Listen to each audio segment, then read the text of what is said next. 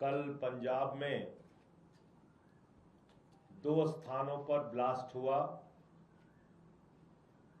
और उस ब्लास्ट के बाद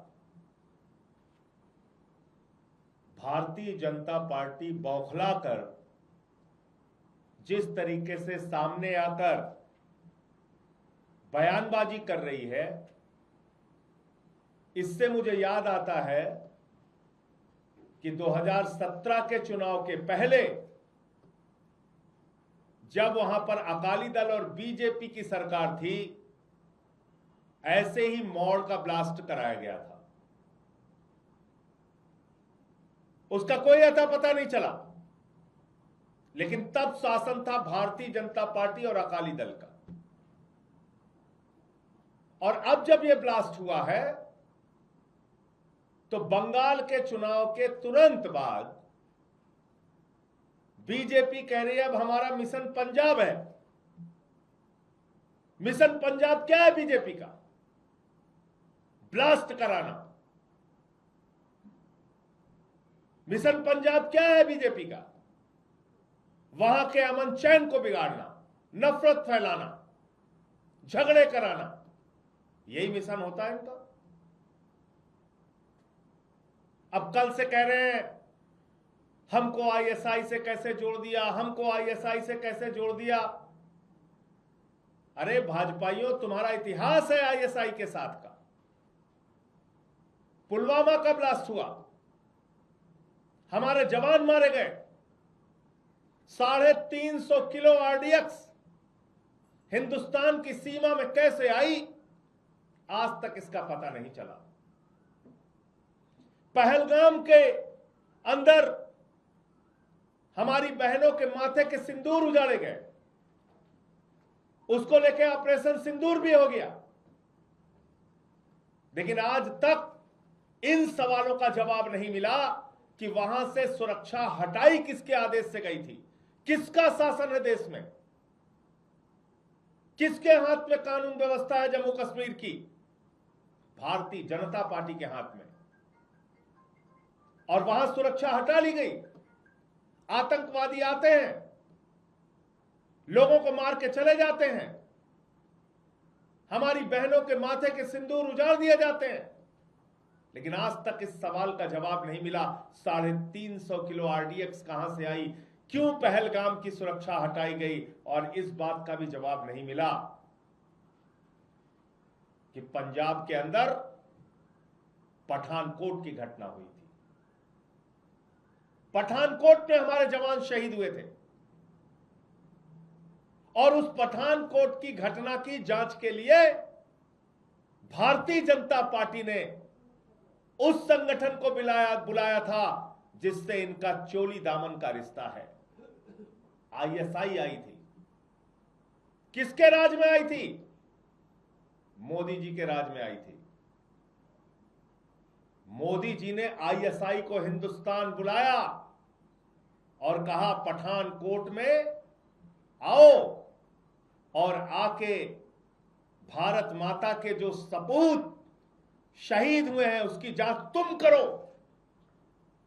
कौन आईएसआई जो हिंदुस्तान में अलग अलग जगहों पे आतंकवादी घटनाओं को अंजाम देता है? उस आईएसआई से बीजेपी का गहरा रिश्ता है और उसी आईएसआई के माध्यम से पूरे देश का अमन चैन बिगाड़ने का, ब्लास्ट कराने का, घटनाएं कराने का काम भारतीय जनता पार्टी करती है। तो इसलिए अमृतसर में जो ब्लास्ट हुआ, जालंधर में जो ब्लास्ट हुआ, वो भारतीय जनता पार्टी के चुनावी राजनीति की शुरुआत है और जो उनका मिशन पंजाब है उसका एक उदाहरण है। लेकिन मैं बीजेपी के लोगों से कहना चाहता हूं वो पंजाब है। पंजाब का अमन चैन बिगाड़ने की कोशिश करोगे तो वहां की जनता आपको मुंहतोड़ जवाब भी देगी और चुनाव में आपकी जमानतें भी जब्त कराएगी। इसलिए जो कांड आप पूरे देश भर में घूम घूम के करते हैं, जो साजिशें रचते हैं, ब्लास्ट कराते हैं, दंगे कराते हैं, फसाद कराते हैं, नफरत फैलाते हैं, वो प्रयोग पंजाब में करने की कोशिश मत करना। ये जो आईएसआई के साथ आपका मिला जुला रिश्ता है, आईएसआई जो एक खूंखार आतंकवाद को बढ़ावा देने वाला संगठन पाकिस्तान का है, उसके बारे में अब पूरे पंजाब और देश को बताने का काम हम लोग करेंगे।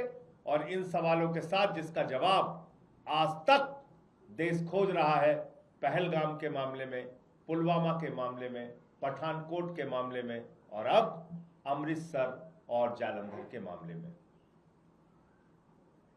इसका जवाब तो देना होगा। ये खाली उछल उछल के अपने आरोपों को इनकार करना और उससे पल्ला झाड़ लेना, ये चलेगा नहीं। हम लोग देख रहे हैं मणिपुर जल रहा है पिछले 3 साल से। कोई चिंता नहीं है प्रधानमंत्री को, कोई चिंता नहीं है गृह मंत्री को, कोई चिंता नहीं भारतीय जनता पार्टी को। वो चाहते हैं देश का माहौल खराब रहे, बिगड़ा रहे। हमने देखा बंगाल के अंदर किस तरह से चुनाव जीतने के बाद वहां पर हिंसा हो रही है। अभी कल तो वहां जो मुख्यमंत्री के दावेदार हैं शुभेंदु अधिकारी, उनके पीए की भी हत्या हो गई। उसके पहले तृणमूल के लोगों के ऊपर हमले हुए, उनके ऑफिस जलाए गए, उनके ऑफिसों में कब्जा किया गया। दिखाई दे रहा बंगाल में। यही बदलाव करने आए आप। मोदी जी ने भाषण बहुत अच्छा देते हैं, मोदी जी बदले की नहीं, बदलाव की राजनीति करना है, यही बदलाव कर रहे हैं। और आप यही सब पंजाब में करना चाहते हैं। इसलिए देश के लोगों को और पंजाब के लोगों को ऐसी घृणा फैलाने वाली पार्टी से सावधान रहना चाहिए। ऐसी ब्लास्ट कराने वाली और नफरत फैलाने वाली पार्टी से सावधान रहना चाहिए। मुझे इतनी बात कहनी थी।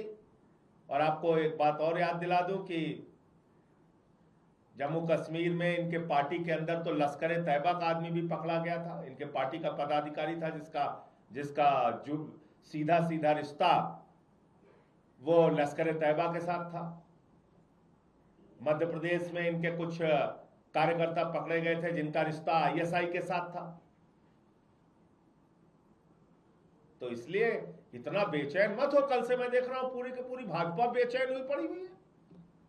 करे हमको आईएसआई से कैसे, अरे तुम्हारे गहरे रिश्ते हैं आईएसआई के साथ। ऐसे बेचैनी मत दिखाओ। तुम्हारी चालबाजियां पूरा देश समझने लगा है। तो मुझे इतनी बात कहनी थी। आपके कोई प्रश्न आप पूछ सकते हैं। मानहानि का नोटिस तरुण चुग ने भेजा है मुख्यमंत्री भगवंत मान को, जिसमें उन्होंने बीजेपी से जोड़ा है। इन जितने सवाल मैंने आप लोगों के सामने रखे, तरुण चुग जी को इन सवालों का जवाब देना चाहिए। 350 किलो आरडीएक्स कहां से आई? पुलवामा के अंदर हमारे शहीदों की शहादत का बदला आपने कैसे लिया? उसका खुलासा आज तक क्यों नहीं हुआ? पूरा देश आपसे जानना चाहता है। पहलगाम में सुरक्षा क्यों हटाई गई थी? कैसे वहां आतंकवादी 200 किलोमीटर घुस के आके और हमारे बहनों के माथे के सिंदूर उजाड़ के चले गए, लोगों की हत्या करके चले गए, नृशंस हत्या करके चले गए? इसका जवाब आपसे देश जानना चाहता है। पहलगाम में जब हमारे जवानों की शहादत हुई, उस समय आपने आईएसआई जैसे खूंखार संगठन जो आतंकवादियों को बढ़ावा देता है पूरी दुनिया में, उस आईएसआई को बुलाकर आपने हमारे शहीदों की जांच क्यों कराई? इसका जवाब आपसे देश चाहता है। मॉड ब्लास्ट भी हुआ था जब उस समय मैं प्रभारी था पंजाब का। मैं आपको बता सकता हूं, तब भारतीय जनता पार्टी और अकाली दल की सरकार थी। ये भारतीय जनता पार्टी के काम करने का तरीका है देश भर में, जिसको लेके भगवंत मान जी ने और हमारी पार्टी ने सवाल उठाया।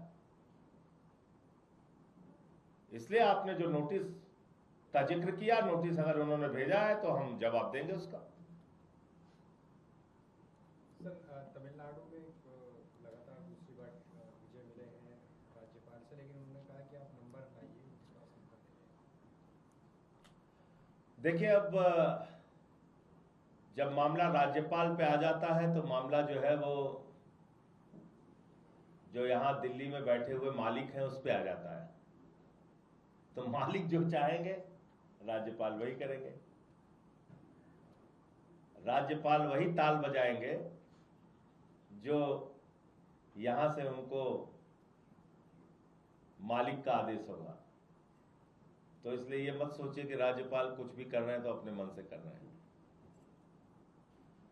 उनको जो आदेश मिलेगा उस हिसाब से वो काम करेंगे।